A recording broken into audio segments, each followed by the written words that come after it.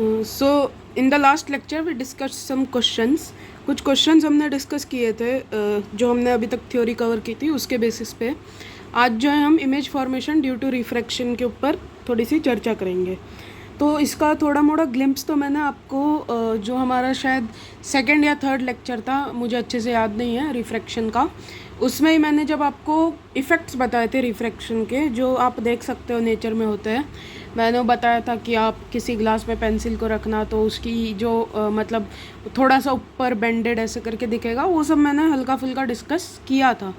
तो image formation उससे भी तभी भी मैंने बहुत इजीली आपको एक्सप्लेन कर दिया था कि दो रेज लगती है ऐसा ऐसा, लेकिन यहाँ पे हम जो है टॉपिक की तरह इसको वापस कवर करेंगे और अच्छे से थोड़ी इसके ऊपर थ्योरी बिल्ड करेंगे, ठीक है।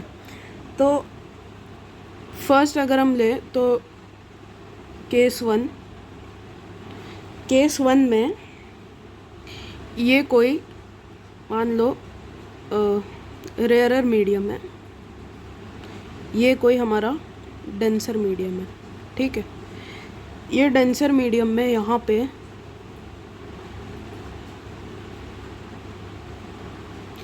ये हमारा बाउंड्री है,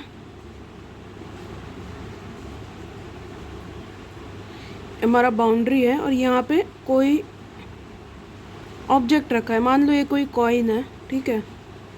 यहाँ पे ये कोई कॉइन रखा हुआ है, ये कोई डेंसर मीडियम है, ये कोई रेयरर मीडियम है, यहाँ पे कोई कॉइन रखा हुआ है, ठीक है, एक कॉइन रखा हुआ है। यहाँ पे ऊपर एक यहाँ पे कोई ऑब्जर्वर जो है इस कॉइन को ऑब्जर्व कर रहा है, ठीक है, इस कॉइन को ऑब्जर्व कर रहा है। अब वो इस कॉइन को तब भी देख पाएगा जब इसकी इमेज बनेगी, है ना। बिना इमेज बने वो किसी चीज़ को ऑब्जर्व कर ही नहीं सकता है। हम भी जो चीज़ें अपने डे टू डे लाइफ में देखते हैं वो भी इमेजेस ही है। वो भी क्यों बनते हैं? रिफ्लेक्शन बहुत चीज़ें होती है, उसके वजह से हम जो है चीज़ों को देख पाते हैं हमारे नेचर में, है ना। तो वो तभी इस चीज़ को देख पाएगा जब इसकी कोई इमेज बनेगी। इमेज तब बनेगी जब दो रिफ्रैक्टेड रेज मिलेंगे। हमने जो रिफ्लेक्शन में आज तक जो भी अपनी थ्योरी पढ़ी है उसमें क्या हमने देखा है कि इमेज कब फॉर्म होता है? जब कोई दो रिफ्लेक्टेड रेज मीट करते हैं। एक तो रियली मीट करेंगे, एक तो वर्चुअली मीट करेंगे, ठीक है। रियली मीट करते हैं तब हम उसे रियल इमेज कहते हैं और वो इन्वर्टेड बनती थी, इतना हमें पता है। और रियली मीट करना मतलब जो रिफ्लेक्टेड रेज होती है वो असली में कहीं पे इंटरसेक्ट करती है, और अगर वो नहीं करती है, ऐसा कुछ हो जाता है कि वो असली में इंटरसेक्ट नहीं कर पाती है, तो हम कुछ एडजस्टमेंट करके उसको बढ़ा के एक्सटेंड करके पीछे की तरफ उसे हम क्या कर देते हैं, मीट करवा देते हैं। तो यहाँ पे भी हम वैसे ही कुछ फंडा देखेंगे और उससे हम एक चीज़ देखेंगे कि रिफ्रैक्शन की वजह से नेचर में कुछ चीज़ों पे क्या असर पड़ता है। चीज़ें जो असली में होती है वैसे दिखती नहीं है, ऊपर नीचे हल्की सी दिखने लगती है। तो जैसे ये मान लो ये हमारा जो है बाउंड्री है, ये बाउंड्री से इनिशियली जो है, इनिशियली नहीं ओरिजिनली रियल डेप्थ, यहाँ से इसका जो डेप्थ था, ये मान लो वाटर है, ये मान लो एयर है, डेंसर रेयरर मीडियम है, ठीक है। यहाँ से जो इसका डेप्थ था वो था असली में एच, ठीक है, एच इसका डेप्थ था। अब इससे रेज निकलेंगी रिफ्लेक्ट होके, इस पे से रेज रिफ्लेक्ट होंगी। ल्यूमिनस अगर है थोड़ा सा तो ल्यूमिनस रहेगा तो ऑटोमेटिकली रेज निकलेगी और हर जगह स्कैटर करेगी। हम क्या करते हैं, दो कोई रेज ले लेते हैं। पहले मान लो कि कोई रे ऐसे करके चली गई, अब आप कैसे भी ले सकते हो, ऐसे करके रे ले लो, बस आपको मिलवाना है रेस को कैसे। तो ऐसे जाएगी तो नॉर्मल इंसिडेंस करेगी, नॉर्मल इंसिडेंस में क्या करेगी, आगे निकल जाएगी, ठीक है, ऐसे आगे निकल जाएगी। एक रे निकलेगी तब तक तो इसे कुछ नहीं दिखेगा, ठीक है, ऑब्जर्वर है, इसे कुछ नहीं दिखेगा। यहाँ से मान लो ऐसे करके एक और रे भेज दी, एक और रे भेज दी, ये हमारा नॉर्मल बन रहा है। ये जा रहा है denser to rarer medium, denser to rarer medium जाएगा तो ये अवे फ्रॉम द नॉर्मल चला जाएगा, मतलब नॉर्मल से थोड़ा हल्का सा बेंड हो जाएगा। तो ये जाता तो ऐसे, अगर ये रेयरर से डेंसर जाता तो ये तो ऐसे होके इधर से सीधे जाने के बजाय ऐसे थोड़ा सा इस तरफ मुड़ जाता, लेकिन ये जा रहा है डेंसर टू रेयरर, इसलिए ऐसे जाने के बजाय ये थोड़ा इस तरफ मुड़ जाएगा। मान लो कि ऐसे करके ये थोड़ा सा मुड़ गया, ठीक है, ऐसे करके मुड़ गया। असली में आप कुछ भी कर लो, यहाँ से रे भेज लो, वहाँ से रे भेज लो, कितना भी आप ये लगा लो, अपना शक्ति लगा लो, लेकिन रेज़ को आप मीट नहीं करवा पाओगे। तो रेज़ को आप मीट असली में नहीं करवा पाओगे, लेकिन जुगाड़ हमारे पास है। हम क्या कर सकते हैं, इसे एक्सटेंड कर सकते हैं। एक्सटेंड कर दो, और क्या, एक्सटेंड किया, एक्सटेंड किया, एक्सटेंड किया, यहाँ कहीं मीट कर गई, यहाँ कहीं मीट कर गई। अब कुछ बुद्धिमान बच्चे बोलेंगे कि ये तो इंसिडेंट रे को आपने रिफ्रैक्टेड रे को एक्सटेंड करके मीट करा दिया, तो कैसे ऑब्जेक्ट बनी। अरे तो ये जो रिफ्रैक्टेड रे, ये इसके बाद तो रिफ्रैक्ट ही हुई है ना, भले ही इसमें बेंडिंग नहीं आई है, लेकिन उसकी वेलोसिटी और वेवलेंथ ज़रूर ही चेंज हुई होगी, क्योंकि वो दूसरे मीडियम में जा रहा है, तो ज़रूर उसके वेलोसिटी और वेवलेंथ में चेंज आया ही आया होगा, इसलिए रिफ्रैक्शन तो आकर हुआ ही है। तो ये और ये रे में डिफरेंस होगा ही, भले ही वो बेंड नहीं हुई है, लेकिन रे में डिफरेंस है। ये जो है हमारी यहाँ से जो है शुरू हो जाएगी रिफ्रैक्टेड रे, तो इसको भी एक्सटेंड करोगे तो यही लाइन पे तो आएगी, तो उसे एक्सटेंड करने का क्या ही मतलब बनता है। तो ओरिजिनली तो हमारा जो कॉइन था वो यहाँ पे था, लेकिन उसका इमेज जो है वो उससे हल्का सा ऊपर बन जा रहा है ना, उसका इमेज जो है ऊपर बन जा रहा है। अब आपने मिरर में भी देखा होगा, मिरर में कहीं ऑब्जेक्ट होता था, इमेज कहीं बन जाती थी, तो ऐसा होता ही है नेचर में, वो होता ही है रिफ्लेक्शन की वजह से, रिफ्रैक्शन की वजह से। तो इसलिए मैंने जो उस टाइम पे भी ये सब चीज़ें समझाई थी कि आप जब पानी में रखते हो किसी चीज़ को तो हल्की सी ऊपर दिखने लगती है। वो क्यों दिखती है, क्योंकि आप ऑब्जर्वर हो, आप हो रेयरर मीडियम में। पानी जो है, आप रेयरर मीडियम में ही हो ना, एयर तो वाटर के रिस्पेक्ट में रेयरर है ना, ऑप्टिकली रेयरर मीडियम है, तो आप हो ऑप्टिकली रेयरर मीडियम में। पानी है ऑप्टिकली डेंसर, उसमें कोई चीज़ आपने रख दी तो वो चीज़ तो आपको हल्की सी ऊपर दिखेगी, है ना। मैं अगर चाहोगे तो यहाँ पे मेरे घर में ग्लास तो है ही, तो उसमें पानी डाल के आपको दिखा दूंगा, ऐसे कोई कॉइन वॉइन रख दूंगा, आप देखना जैसे ही हम उसमें पानी भरेंगे वो दिखने लगेगा, क्योंकि इमेज जो है हल्की सी ऊपर बन जाती है, तो ऊपर बनती है इसलिए चीज़ें दिखने लगती है, ठीक है। तो इनिशियली जो है इसका डेप्थ जो था वो क्या था, यहाँ से हम सारी जो अपने ऑब्जर्वेशंस कर रहे हैं वो कहाँ से कर रहे हैं, बाउंड्री से। बाउंड्री को हम एक फ्रेम मान के चल रहे हैं, तो बाउंड्री से हम अपनी सारी ऑब्जर्वेशंस कर रहे हैं। तो बाउंड्री से एच डेप्थ पे था, है ना, हाइट क्या हम ऊपर मान लेते हैं, ये एच डेप्थ पे था, नीचे की तरफ एच डेप्थ पे था। तो इसकी जो डेप्थ है इमेज की ऑब्जेक्ट से कम है, ऊपर बन रही है, लेकिन इमेज की जो डेप्थ है वो ऑब्जेक्ट से कम है। तो ये जो डेप्थ होती है ना, इस डेप्थ को हम अपरेंट डेप्थ कहते हैं। यहीं पे मैं इंट्रोड्यूस कर देता हूँ कॉन्सेप्ट, आपको बढ़िया क्लैरिटी भी आ जाएगी। तो अब जो है हम यहीं से इसी केस से अपरेंट डेप्थ को भी हम यहाँ पे ले लेंगे, और जो हमारा नेक्स्ट केस होगा जिसमें हम ऑब्जेक्ट को रेयरर मीडियम में रखेंगे और ऑब्जर्वर को डेंसर मीडियम में रखेंगे, वहाँ पे जो है हम अपरेंट हाइट का कॉन्सेप्ट वहाँ पे ही हम लगा लेंगे।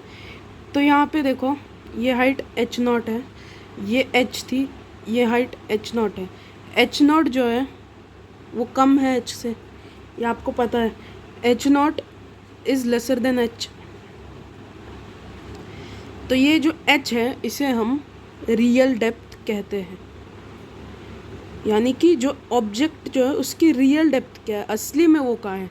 असली में तो वो नीचे h हाइट पे था, लेकिन क्योंकि रिफ्रैक्शन का फिनोमेना होता है हमारे नेचर में, उस वजह से उसकी जो डेप्थ है वो हल्की सी कम दिखती है हमें, वो नीचे नहीं दिखता है हमें, हल्का सा ऊपर दिखता है, और उस h नॉट को जो है हम अपरेंट डेप्थ कहते हैं। वो होता नहीं है उतना, लेकिन वो हमें दिखता है, क्योंकि हमारी आइज़ जो है इमेज को देखती है, वो सीधा ऑब्जेक्ट को नहीं देखती है। तो रियल डेप्थ और अपरेंट डेप्थ का कॉन्सेप्ट जो हमने फर्स्ट केस डिस्कस किया उससे आप समझ गए रहेंगे। तो यहाँ पे अपरेंट डेप्थ में क्या करता हूँ, स्टेट कर देता हूँ। स्टेट क्यों कर रहा हूँ, डिराइव क्यों नहीं कर रहा हूँ, उसके पीछे मैं वजह बता देता हूँ, क्योंकि इसकी जो डेरिवेशन है वो थोड़ी अजीब सी है और कोई ज़रूरत भी नहीं है उसकी। जो हम क्वेश्चन सॉल्व करेंगे उसमें सीधा फार्मूला एप्लीकेबल है, फिर भी अगर किसी को डेरिवेशन चाहिए होगा तो मैं बाद में कर दूंगा, उसकी ज़रूरत नहीं है वैसे। तो यहाँ पे हमने देखा था कि ऐसे करके रेस गई थी, और इसे हमने जब एक्सटेंड किया तो ये यहाँ पे मीट करी थी, और हमारा जो है यहाँ पे एक वर्चुअल ऑब्जेक्ट बना था, सॉरी वर्चुअल इमेज, ऑब्जेक्ट नहीं, वर्चुअल इमेज यहाँ पे बना था। और ये हमारा क्या था, रियल ऑब्जेक्ट, या ऑब्जेक्ट लिख दो, अभी रियल ऑब्जेक्ट रियल इमेज की अभी बात नहीं करनी है हमें फ़िलहाल। तो ये हमारा वर्चुअल इमेज एक बना था, क्योंकि असली में जो रेज है वो मीट ही नहीं करी थी। तो ये डिस्टेंस हमने तब एच ओ लिया था, अभी के लिए हम इसे अपेरेंट डेप्थ कह रहे हैं ना, तो क्या बोल दो इसे आप, एच आर कह दो, एच आर नहीं, H apparent A, H A कह दो, और क्या, हाँ बढ़िया है, एच ए बोल दो। और ये जो रियल डेप्थ है इसे एच आर बोल दो, एच रियल। ऐसे मत, ऐसे अगर नहीं चाहिए तो वी यू ऐसे करके कुछ रख लेना, अपनी मर्जी है, जैसे याद हो रहा है वैसे याद कर लो। मैं ऐसे कर रहा हूँ, मैं यहाँ पे बस स्टेट कर दे रहा हूँ। तो ये क्या था हमारा, ये था डेंसर मीडियम और ये था रेयरर मीडियम। तो डेंसर से ये रेयरर जा रही थी, इसका मान लो कि रिफ्रैक्टिव इंडेक्स एन आर है कुछ, और इसका कुछ एन डी है, ये एन डी है, ये एन आर है। तो यहाँ पे अपेरेंट डेप्थ जो होगा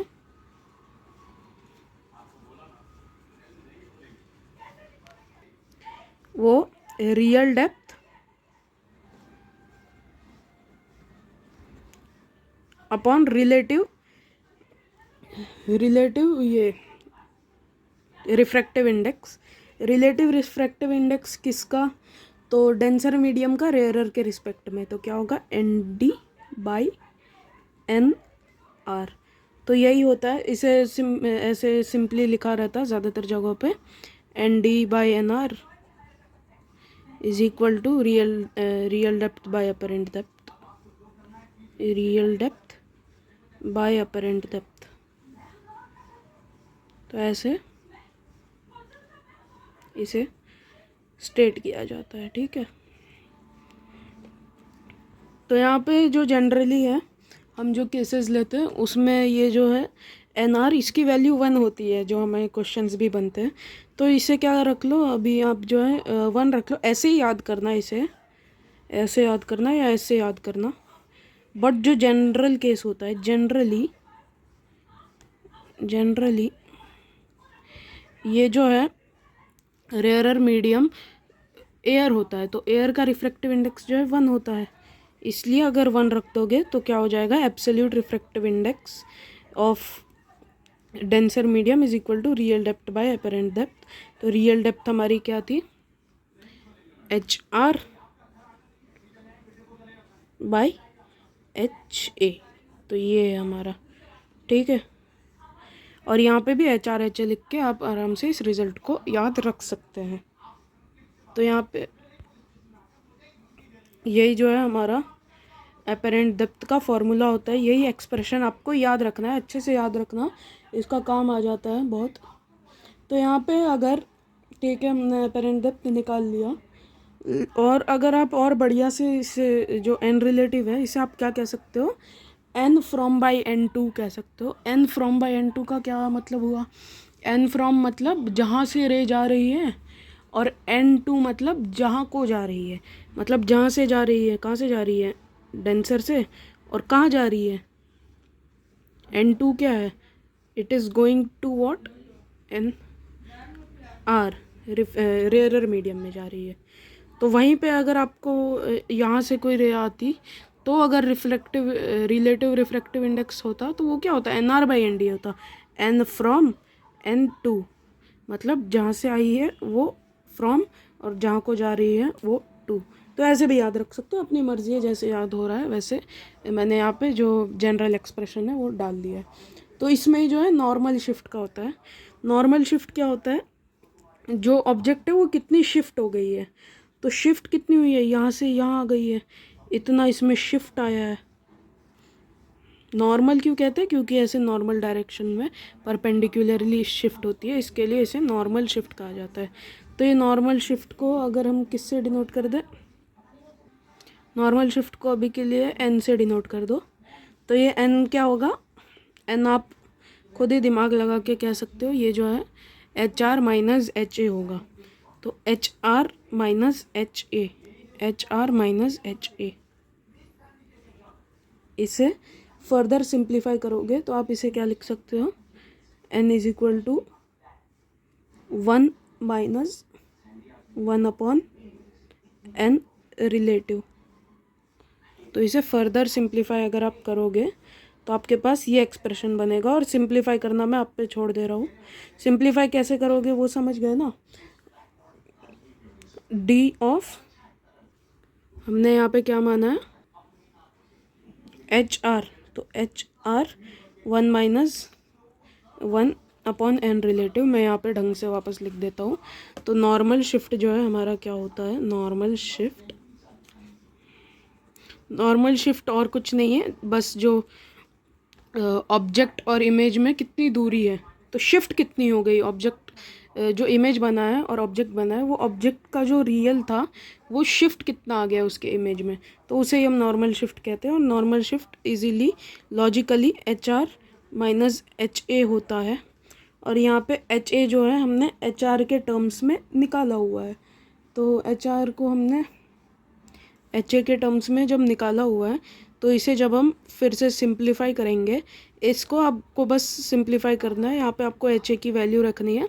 और जब आप इसे पूरा सिंप्लीफाई कर लोगे तो आपके पास जो लास्ट में एक्सप्रेशन बचेगा वो आपके पास ऐसा कुछ बचेगा, H R 1-1/n N relative. तो एन रिलेटिव हमारा क्या था, N D by N R था, N D by N R था एन रिलेटिव।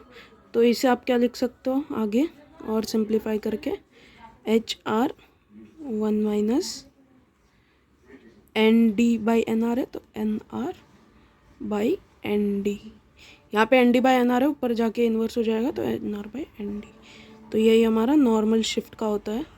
और ये कैसे, इससे कैसे सिंप्लीफाई हुआ वो मैं आप पे छोड़ रहा हूँ, खुद भी थोड़ा कैलकुलेशन करना, दिमाग खुलेगा। तो ये यहाँ पे हमारे एक्सप्रेशंस आ गए। तो अपेरेंट हाइट के लिए भी आप सिमिलरली सब कुछ कर सकते हो, फिर भी मैं यहाँ पे स्टेट कर देता हूँ क्या करना है क्या नहीं। और यहाँ पे हमें केस भी डिस्कस करना है तो वो भी करते हैं। ये वीडियो हल्की सी बड़ी होगी तो देखना, मज़ा आएगा। यहाँ पे हम बढ़िया केसेस डिस्कस कर रहे हैं। ये हमारा सेकंड केस होगा। तो हमारा जो नेक्स्ट केस है उसमें हमें क्या डिस्कस करना था, हमारा जो ऑब्जेक्ट है वो पड़ा होगा किसी रेयरर मीडियम में, और हमारा जो ऑब्जर्वर है वो किसी डेंसर मीडियम से उसको देख रहा होगा। तो ऑब्जेक्ट मान लो रेयरर मीडियम में कहीं यहाँ पे है, यहाँ पे कहीं है, यहाँ कहीं ऑब्जर्वर है जिसका काम ही है देखना सारी चीज़ों को, तो वो यहाँ पे वापस देख रहा है। तो अब क्या करूँ, सिंपली मैं पिछले केस जैसे वापस पूरे तरीके से ऐसे पूरा बोल बोल के एक्सप्लेन नहीं करूँगा। यहाँ पे मैं रेस बना दूँगा, रे कैसे जाएगी, एक कैसे जाएगी, ऐसे है ना। यहाँ पे नॉर्मल बनेगा, ये क्योंकि रेयरर से डेंसर जा रही है तो ऐसे जाती, ऐसे जाती है ना, लेकिन ये क्या हो जाएगी, थोड़े नॉर्मल के तरफ मुड़ जाएगी। नॉर्मल ऐसे ही नॉर्मल के हल्के से तरफ मुड़ गई। तो असली में तो ये दोनों मीट करेंगे नहीं, तो आपको क्या करना पड़ेगा, इसे एक्सटेंड करना पड़ेगा। तो ये रिफ्रैक्टेड रे को एक्सटेंड करो, पीछे एक्सटेंड करते जाओ करते जाओ करते जाओ करते जाओ करते जाओ करते जाओ करते जाओ करते जाओ, एक्सटेंड करते गए करते गए करते गए।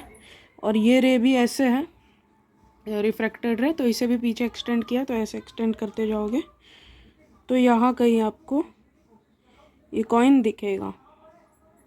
तो यही चीज़ को अगर आप ऊपर से नीचे कर दो, रेयरर मीडियम को ऊपर ला दो और डेंसर मीडियम को नीचे ला दो, तो होता है अपेरेंट हाइट का केस। वो भी मैं यहाँ पे दिखाता हूँ, देखो दिस इज़ रेयरर मीडियम। यहाँ पे मुझे अपेरेंट हाइट दिखाना था इसलिए मैं ये सब कर रहा हूँ, नहीं तो फिर सेम फार्मूला उसके लिए भी लगेगा जो हमने करा था, बस एन रिलेटिव की वैल्यू चेंज हो जाएगी। और मैंने वो भी बता दिया कि एन रिलेटिव किस हिसाब से चेंज होगा, N from by N two होता है, तो वो भी आपको समझ ही गया होगा। तो इस बार क्या था, डेंसर में जो है हमारा ऑब्जर्वर बैठा है, ठीक है, और यहाँ पे कहीं ऑब्जेक्ट है, मान लो ऑब्जेक्ट से रेज आई, यहाँ पे कोई ऐसे भी गई, ऐसे करके कोई रे आई, उसको जाना तो चाहिए था ऐसे करके, लेकिन वो हल्की सी मुड़ जाएगी। किसके तरफ मुड़ेगी, नॉर्मल की तरफ। तो इसे एक्सटेंड करोगे, करो एक्सटेंड करते जाओ करते जाओ करते जाओ करते जाओ, तो यहाँ कहीं पे और इसे अगर ये वाले रिफ्रैक्टेड रे को, रिफ्रैक्शन तो होगा ही, आप जानते ही है, मैंने पिछले केस में भी डिस्कस किया था, बेंडिंग नहीं होगा बट रिफ्रैक्शन होगा। तो रिफ्रैक्शन हुआ तो इसे पीछे पीछे एक्सटेंड करते जाओ, एक्सटेंड करोगे तो यहाँ कहीं मीट कर रही है। मतलब अपने यहाँ से अगर हम अपने ऑब्जर्वेशंस करें बाउंड्री के रिस्पेक्ट में, तो ये कुछ h हाइट पे थी, लेकिन ये अब जो है इसकी हाइट बढ़ गई है, थोड़ी ऊपर दिख रही है, किसी h0 हाइट पे दिख रही है। तो ठीक है, तो इसके लिए भी सेम फार्मूला ही होगा जो हमने निकाला था। किसके लिए? हमने जो फार्मूला एपरेंट डेप्थ के लिए निकाला था वही होगा, लेकिन वहाँ पे हमने एपरेंट डेप्थ लिया था, तो उसे आप क्या कर दो, एपरेंट हाइट कर दो। एपरेंट हाइट या उससे अच्छा है ना, आप अगर एक कंबाइंड फार्मूला दोनों केसेस के लिए निकालना चाहते हो तो आप डिस्टेंस ऑफ इमेज ऐसे करके, या हाइट ऑफ, या distance of image from interface ऐसे करके लिख सकते हो। तो apparent height is equal to height of object, that is h, by n relative, that is n from, ये मल्टीप्लिकेशन मत समझना, n रिलेटिव जो है ये n फ्रॉम बाई n2 होता है, मतलब जहाँ से रे जा रही है और जहाँ को जा रही है। तो n फ्रॉम इस बार क्या था, n फ्रॉम रेयरर मीडियम था, तो इसका nr, इसका nd बोल दो, रिफ्रैक्टिव इंडेक्सेस बस। तो यहाँ पे क्या हो जाएगा, apparent height that is h0 is equal to h by n relative, that is nr by nd. So we can also say that nr by nd is equal to h by h0। तो ये हमारा हो गया। तो same सा expression आया है, आप देख सकते हो, बस क्या चेंज हुआ है, real height by apparent height, ये रियल हाइट था और ये एपरेंट हाइट, और यहाँ पे N D by N R बस ये हो गया है, क्योंकि यहाँ पे जो है हम एन रिलेटिव को लेते हैं। तो एन रिलेटिव क्या होता है वो भी मैंने समझा दिया। तो अगर दोनों के लिए, दोनों इमेज फॉर्मेशंस के लिए आप एक कंबाइंड फार्मूला अगर लिखना चाहे तो आप कह सकते हो कि distance of image is equal to distance of object by N relative. ये जो है दोनों के लिए है। डी आई कभी हो सकता है आपका एपरेंट डेप्थ हो, कभी एपरेंट हाइट हो। और इस केस में आपने ये भी चीज़ खुद ही ऑब्जर्व कर ली होगी कि जो इमेज है वो ऊपर बन रहा है, या अगर आप इसे नीचे भी ले लो तो ये नीचे बन जा रहा है, ठीक है, ऐसा हो रहा है। तो एपरेंट हाइट जो है इसमें क्या बनता है, हाइट बढ़ जाती है, h0 जो है h से बड़ा होता है, h0 is greater than h। तो यहाँ पे मैंने क्या बोला, ये फॉर्मूला आप इसके लिए कंबाइंड लिख सकते हो। और नॉर्मल शिफ्ट भी जो है आप कंबाइंड क्या लिख सकते हो, n को D O, that is distance of object, 1 minus 1 upon n relative. तो ये आपका नॉर्मल शिफ्ट के लिए, इसमें भी सेम है, निकालना नॉर्मल शिफ्ट और नीचे कमेंट करना क्या निकला, ज़रूर कमेंट करना। तो यहाँ पे ये दो केस हमें डिस्कस करने थे। तो ये क्या था, हमारा सेकंड केस था, आपको पता ही है ये सेकंड केस था। तो सेकंड केस था, ये भी हमने अच्छे से डिस्कस कर लिया।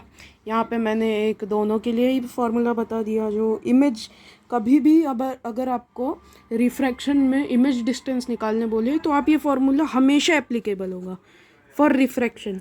रिफ्रैक्शन में अगर आपको डिस्टेंस ऑफ ऑब्जेक्ट और दोनों का अगर आपको रिफ्रैक्टिव इंडेक्स दिया है तो आप इजीली इस फार्मूले को अप्लाई करके आप दोनों ही चीज़ें कैलकुलेट कर सकते हो, नॉर्मल शिफ्ट भी और यहाँ पे आप डिस्टेंस ऑफ इमेज भी कैलकुलेट कर सकते हो। तो ये एपरेंट हाइट, एपरेंट डेप्थ का सारा लोचा हमने ख़त्म कर दिया। यहाँ पे हमने दो फार्मूले निकाले, दो फार्मूले हम कहीं भी लगा देंगे। हमें अगर कोई अलग ही कॉम्प्लेक्स सा बोल दे, कोई भी केस दे दे जिसमें कुछ अलग ही चीज़ें हो रही हैं, वहाँ पे भी हम आइडिया लगा के ऑब्जेक्ट का डिस्टेंस इंटरफेस से निकाल लेंगे और एन रिलेटिव, यानी कि रे जहाँ से जा रही है, यानी कि रे जहाँ से निकली है, जो इंसिडेंट रे जिस मीडियम में है उसे हम एन फ्रॉम कहेंगे, और इंसिडेंट रे जहाँ जा रही है मक्खी आ गई, उसे हम क्या कहेंगे, n2। ठीक है, तो इससे आप इजीली ये कॉन्सेप्ट आपको याद रखना है। मेनली मैंने यहाँ पे एपरेंट हाइट डेप्थ से लास्ट में ये फॉर्मूला, यही मेरा डिराइव करने का मेन रीज़न था, लेकिन मुझे आपको चीज़ें सिखानी थी इसलिए मैंने इतना टाइम लिया है। वो टाइम वेस्ट नहीं गया आपका, आपने कुछ सीखा ही है। तो यहाँ पे 2 केस और हम डिस्कस कर सकते हैं, बट उसमें जो है एक अलग सी चीज़ है और डिस्कस करना अभी ज़रूरी भी नहीं है। उसमें जो है वो होता है वर्चुअल ऑब्जेक्ट का केस, ठीक है। वर्चुअल ऑब्जेक्ट, अब सुन के ये हो गए होंगे कुछ लोग, शॉक हो गए होंगे, ये वर्चुअल ऑब्जेक्ट क्या चीज़ है। तो ऑब्जेक्ट जो है आप आज तक मानते आ रहे होंगे कि ऑब्जेक्ट जो है वो हमारा, ऑब्जेक्ट कोई चीज़ होता है, कोई सब्सटेंस होता है जिसका इमेज बनता है। लेकिन ऑब्जेक्ट की अगर रे ऑप्टिक्स के हिसाब से हम एक लिटरल डेफिनेशन देखें, तो यहाँ पे मैं क्या कर देता हूँ ना, वर्चुअल ऑब्जेक्ट डिफाइन करके आपको वो दोनों केस दिखा देता हूँ। तो वर्चुअल ऑब्जेक्ट की अगर हम लिटरल डेफिनेशन देखें, सॉरी वर्चुअल ऑब्जेक्ट नहीं, ऑब्जेक्ट, तो इससे ही आप समझ जाओगे कि वर्चुअल ऑब्जेक्ट क्या चीज़ होती है। तो ऑब्जेक्ट की अगर हम लिटरल डेफिनेशन देखें तो वो क्या होता है, the intersection point of incident raise, sorry आवाज़ आ रही होंगी, रेज इज कॉल्ड ऑब्जेक्ट। तो ऑब्जेक्ट, तो इंसिडेंट रेज जहाँ पे मीट करती हैं उसे हम ऑब्जेक्ट कहते हैं। रियल ऑब्जेक्ट कब होता है, जब असली में इंसिडेंट रेज मीट कर रही हो। और असली में मीट तो तभी करेगी जब रेज उससे इमर्ज हुई होंगी, है ना। रेज उससे इमर्ज होगी तभी असली में मीट करेगी। और जब मीट असली में नहीं करती हैं, यानी आप थोड़ा मोड़ा आपको आइडिया लग गया होगा, जब डाइवर्जिंग रेज आ रही हो, डाइवर्जिंग ऐसे करके मान लो कि कहीं पे कोई डाइवर्जिंग रेज आ रही है ना। तो ये हमारा थर्ड केस हो गया, यहीं पे देख लेते हैं। तो वर्चुअल ऑब्जेक्ट भी यहीं से समझ लेते हैं। डाइवर्जिंग रेज कहीं से आ रही है, तो इसमें भी वही होता है। एक बार हम क्या करते हैं, एक बार हम देखते हैं कि डेंसर टू रेयरर जा रही है और एक बार रेयरर टू डेंसर जा रही है। तो पहला केस हम डेंसर टू रेयरर का ले रहे हैं। तो डेंसर टू रेयरर जा रही है, तो डेंसर टू रेयरर जा रही है, तो रे जाती तो ऐसे, लेकिन ये क्या हो जाएगी, ऐसे करके मुड़ जाएगी, है ना, ऐसे जाती जाएगी। और ये भी जाती तो ऐसे, बट क्या हो जाएगी, ऐसे करके थोड़ी सी इस तरफ मुड़ जाएगी। और ये दोनों जहाँ मीट करेंगी वही हमारा इमेज होगा। और इस केस में देखो, refracted rays are meeting actually, मतलब असली में उन दोनों का मीट कर रहे हैं। ऑब्जेक्ट हमें पता नहीं है, ऑब्जेक्ट कहाँ पे है, रेज कहीं से आ रही है। तो इसका जो है हम ऑब्जेक्ट, वर्चुअल ऑब्जेक्ट इसमें हम मानते हैं। वर्चुअल ऑब्जेक्ट क्या होता है, इंसिडेंट रेज को मीट करवाना है। तो इंसिडेंट रेज को वैसे मीट करवा सकते हो जैसे रिफ्रैक्टेड रेज को आप ये करके इलोंगेट करके आप मीट करवाते थे। तो वैसे इंसिडेंट रेज को भी क्या कर दो, यहाँ से ऐसे करके बढ़ा दो, एनलार्ज कर दो। तो इसे भी ऐसे करके बढ़ाओ, यहाँ पे कहीं मीट कर रहे हैं। तो ये होता है हमारा वर्चुअल ऑब्जेक्ट। तो हमने क्या सीखा, रे ऑप्टिक्स के हिसाब से ऑब्जेक्ट की जो डेफिनेशन है, मेन डेफिनेशन, वो जो है ये नहीं होती कि जहाँ से रेज इमर्ज हो रही हैं, ऐसा नहीं है। रे ऑप्टिक्स के हिसाब से ऑब्जेक्ट की जो है एकदम सटीक डेफिनेशन कहा जाए तो वो होती है the intersection point of incident rays, और द पॉइंट फ्रॉम वेयर नहीं, the point where incident rays meet. तो ठीक है, ये आपको समझ गया होगा ये केस। तो इसमें थोड़ा बढ़िया से नहीं बना है, ये नीचे इसके आएगा, तो ये थोड़ा गलत मेरा बन गया, लेकिन आप समझ लेना, आप थोड़ा ढंग से स्केल पेंसिल से इसे ये करोगे तो आपका एकदम बढ़िया से बनेगा। तो यहाँ पे जो है, तो इसमें आप जो है ना रिफ्रैक्शन में इमेज फॉर्मेशन के लिए याद रख सकते हो कि जब इमेज ऑब्जेक्ट जो है वो रियल होता है तो उसकी वर्चुअल इमेज हमेशा बनेगी। ऐसा कोई केस पॉसिबल ही नहीं है जिसमें किसी रियल ऑब्जेक्ट के लिए उसकी रियल इमेज बन जाए, ऐसा पॉसिबल नहीं है, ऐसा हो ही नहीं सकता। और जब वर्चुअल ऑब्जेक्ट होता है तो उसकी रियल इमेज बनती है, ठीक है।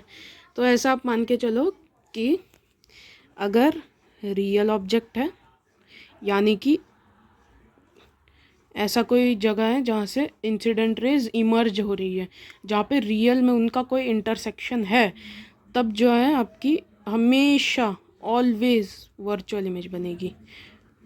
ये नोट कर लेना, नोट नोट है ये आपका, ठीक है, नोट।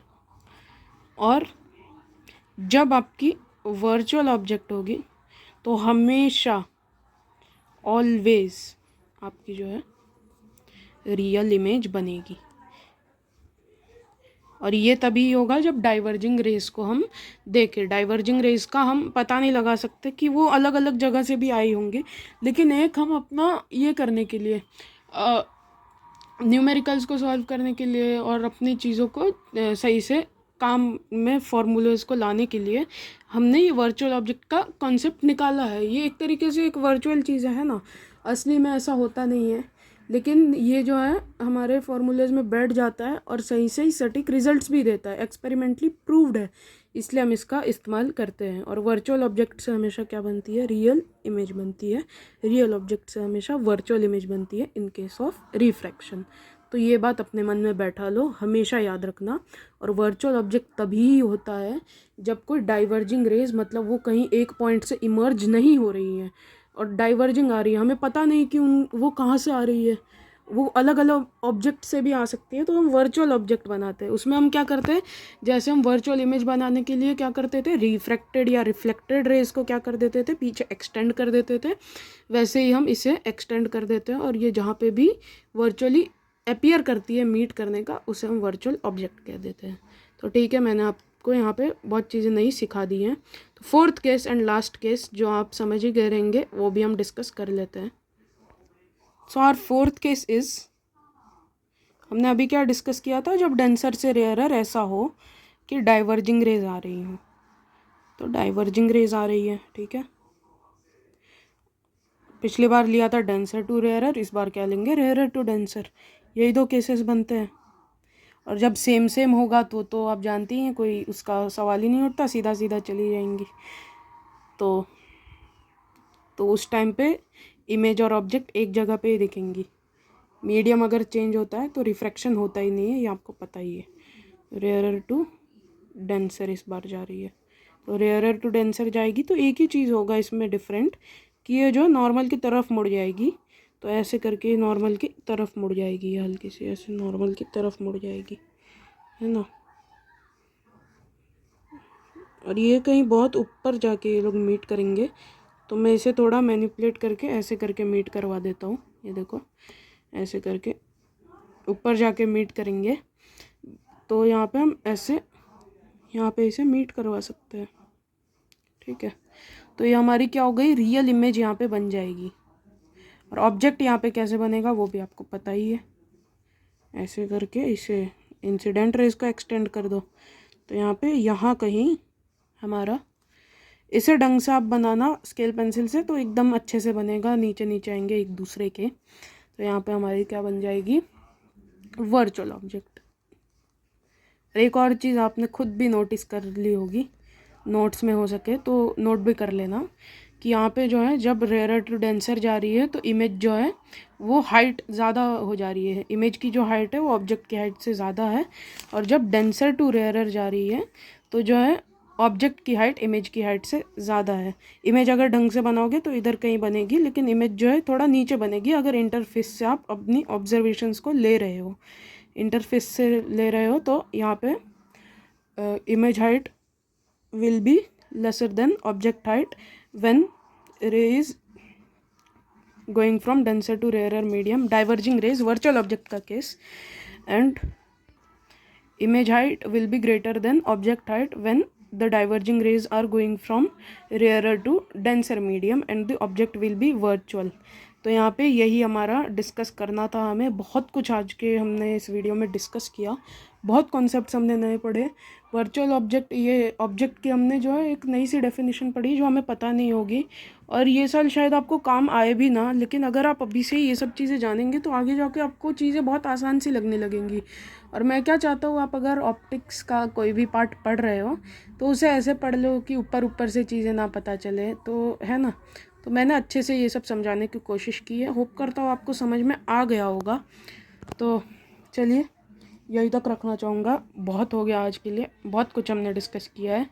तो अच्छे से ये सब बहुत चीज़ें क्योंकि आज हमने डिस्कस की है तो ये बहुत भूलने का भी चांस होगा, तो बहुत भूलने का चांस होगा, इसलिए अच्छे से सतर्क होकर नोट्स बनाना बढ़िया से, जो जो मैंने बताया है वो अच्छे से नोट करना और रिवाइज करते रहना टाइम टू टाइम, ताकि आपके वो मन में रहे। और ऐसे ही अगर आप 2-3 बार रिवाइज करोगे, उससे थोड़ा आप अपने नेचर में भी ढूंढने की कोशिश करोगे इन चीज़ों को, तो आपको खुद चीज़ें याद रहने लगेंगी, आपको बार बार रिवाइज करने की ज़रूरत नहीं पड़ेगी। तो ठीक है, यही आज के लिए इतना ही। बाय।